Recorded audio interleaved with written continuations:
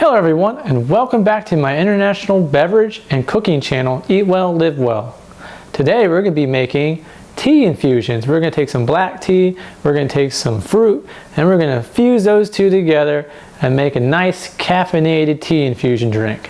Before we begin to make our infused tea, let's dive into a little bit of history behind tea. Generally speaking, tea dates back somewhere in the 3rd century in southwestern China. Give or take estimately AD, possibly happened before that in BC, but what we know on record, sometime in the 3rd century, it took place in China.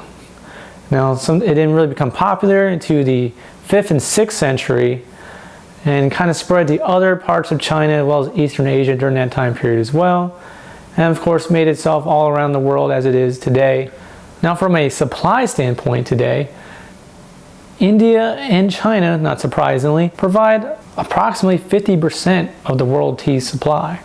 Another thing to note about tea is that it was originally used for medicinal purposes. Now that we know tea was used for medicinal purposes, what are some of the health benefits of tea? Well, for the black tea that we're using in this video, we know that it has antioxidants, it can help the inflammation in our body, it can help with lowering your cholesterol, reducing your risk for heart disease, lowering your blood sugar, your blood pressure, helping lose weight, and improving your focus. Now let's go ahead and make our tea infusion. The process of making tea infusion is relatively simple. All we need is 3/4 cup of strawberries and a tablespoon of your favorite black tea, loose preferred, and a tea kettle to use to steep the pureed fruit. The first thing we need to do is make our strawberry puree. In order that, we need to add 1/4 cup of water to our blender, and then we're going to add our 3/4 cup of strawberries to the blender. Then we're going to go blend it up.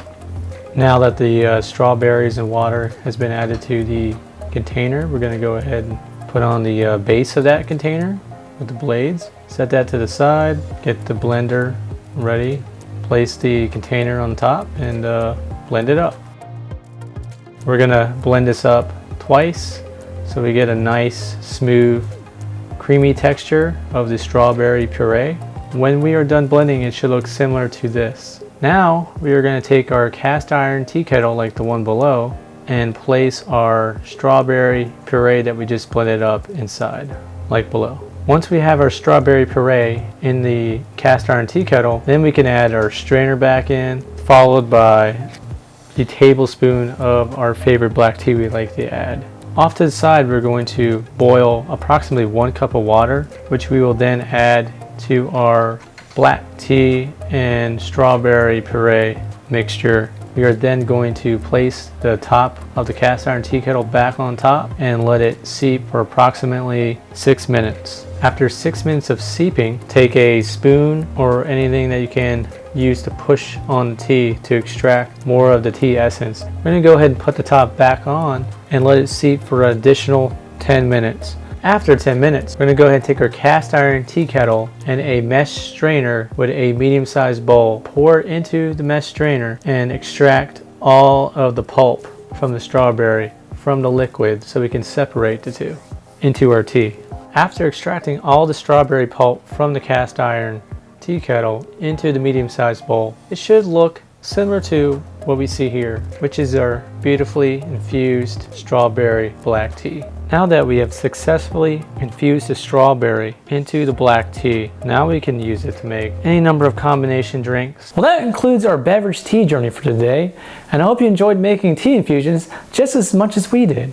If you end up making the dish and enjoy it, hit the like and subscribe button along with hitting the bell button after subscription to receive up-to-date notifications of when we will upload new cooking videos, which will be generally once a week. Additionally, tell us how much you enjoyed the dish and if you've made any experimentation adjustments yourselves by leaving a comment below.